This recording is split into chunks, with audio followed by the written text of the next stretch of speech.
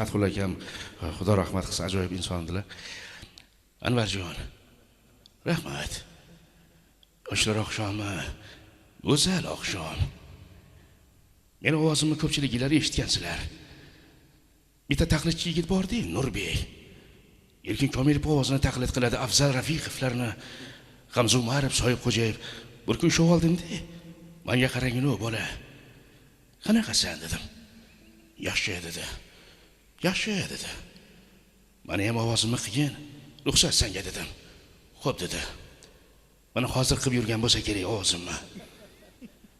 Men bilasizmi Anvarjon, juda ham qiziqaman, san'atni yaxshi ko'raman. Men dublyaj ustasi Hoji Akbar Nurmatovlarga havas qilganman. Yana ozgina boshqacha hindcha narsa o'chab turing. Hoji Akbar Nurmatov.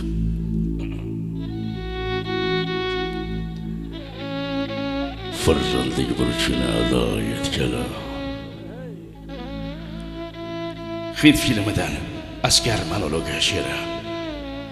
Eshtinglar. Farzandlik burchini ado etganlar.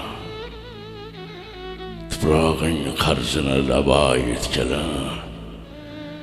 Jonini joningga fido etganlar. Askar o'g'ling bugun kamalbastadir.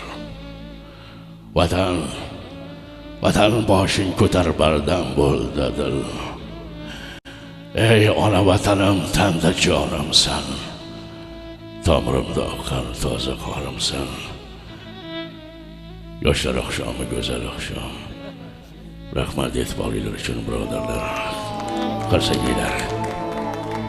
Qalay, o'xshadimi? Nurbek. O'ziga qaytasiz. O'zimga qaytaman.